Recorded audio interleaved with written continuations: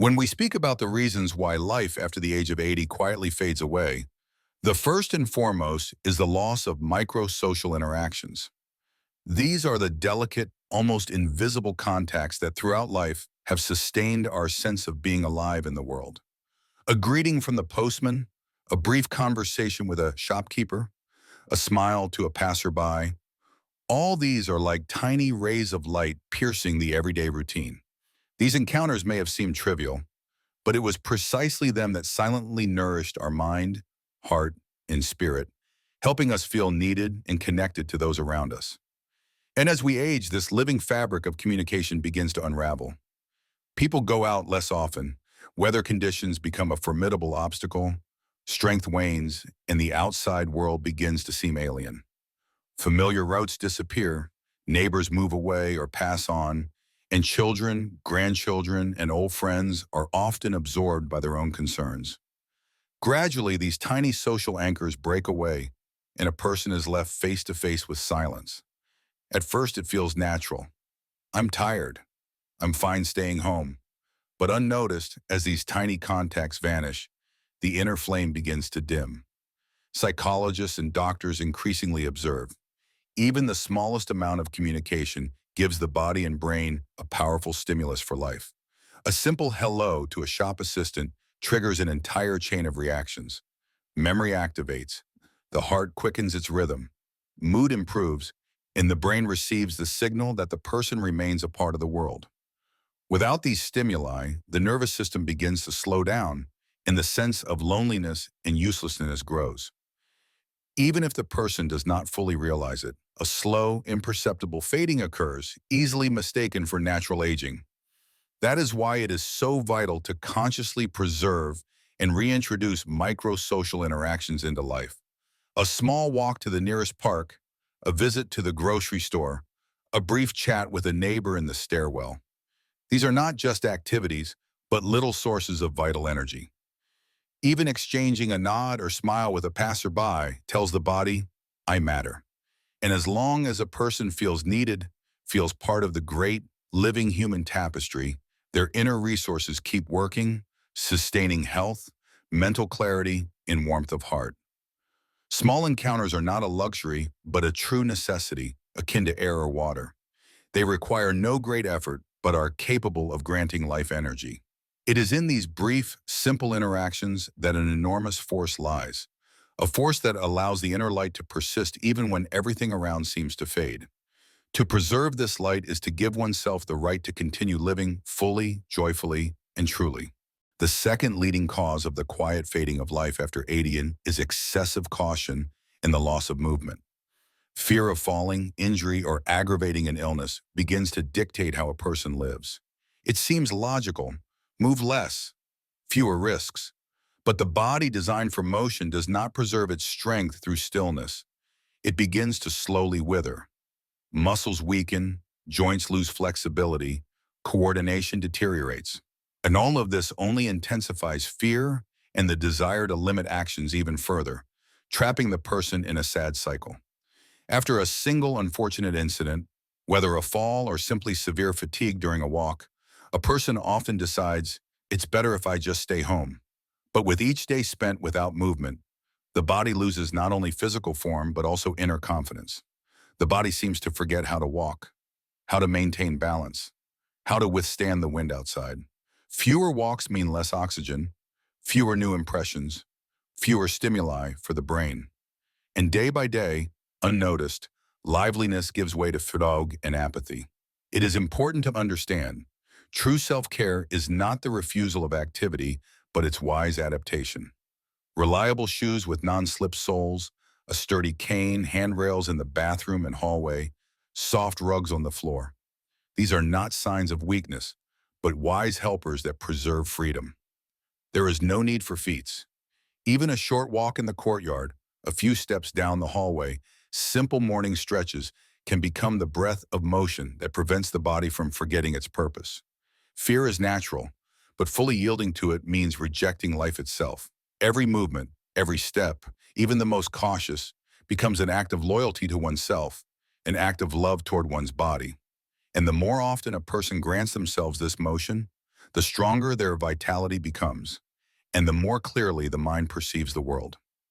Movement nourishes not just the muscles, but also the heart, lungs, metabolism, and mood. There is no age at which movement ceases to be important.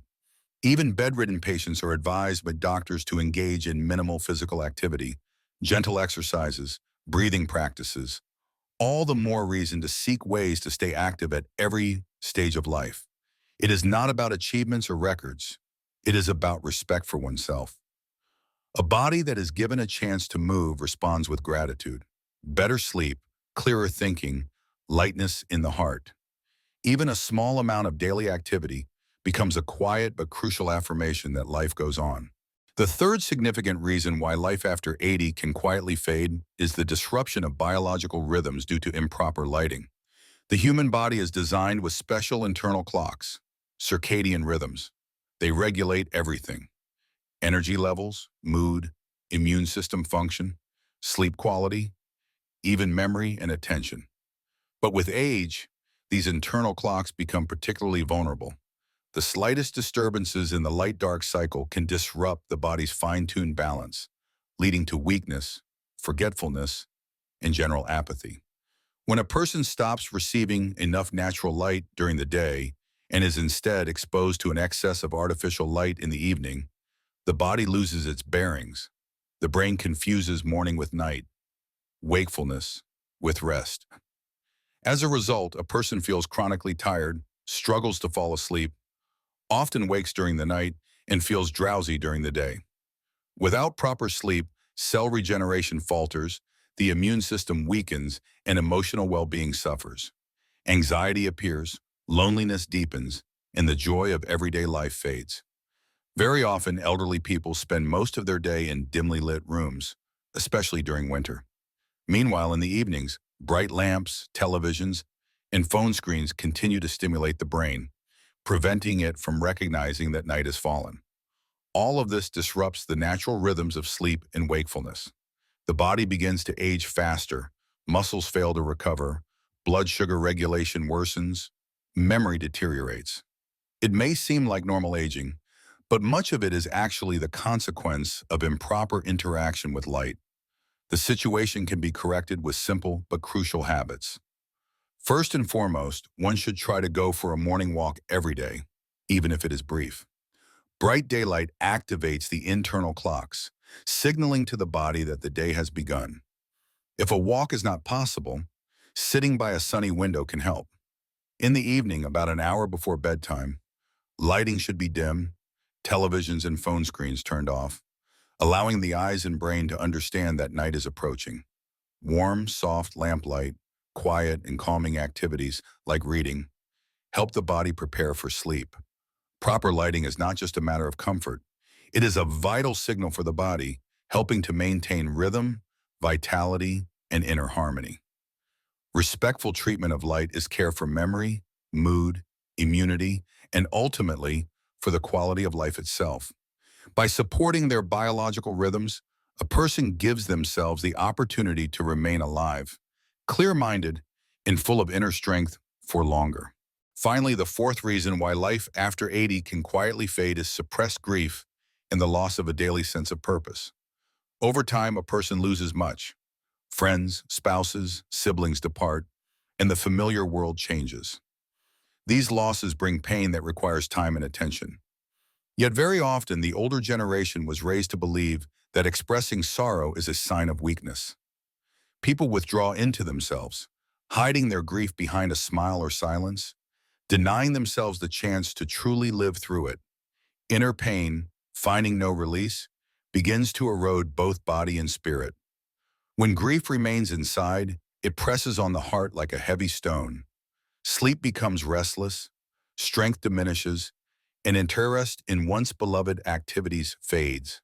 The world turns gray and even joyful events are perceived dimly. Along with this, the daily purpose disappears, that small reason to rise each morning. It might once have been caring for family, work, hobbies. Now, if not consciously filled, emptiness grows. A daily sense of purpose does not have to be something grand. It can be something small yet meaningful. Watering flowers on the windowsill, preparing a favorite meal, writing a letter to a friend or grandchild, visiting a neighbor who also needs company. These small tasks restore meaning to the days, creating a sense of being needed and involved in life. A person who finds even the simplest task for themselves silently tells their body, I am here, I am alive, I am needed. It is crucial to be able to acknowledge one's grief and give it space. This does not mean giving up. It means being honest with oneself. A conversation with a loved one, a warm meeting over a cup of tea, memories of good times. All of this can become the beginning of healing from the burden of loss. There is no need to rush to forget. It is important to learn to live alongside the pain without letting it overshadow all the light. The body listens to the person's inner state. When even a tiny spark of anticipation appears, even a small joy of tomorrow, the body begins to function differently. Breathing becomes deeper, the heart beats more confidently, muscles respond more readily.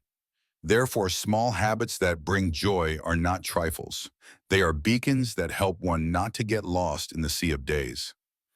At any age, life needs meaning, purpose, and warmth. Caring for oneself is not just about treatment and routine, but about the ability to give oneself a reason to smile at the world each day. And as long as there is something to live for, life itself will find ways to sustain strength and offer light.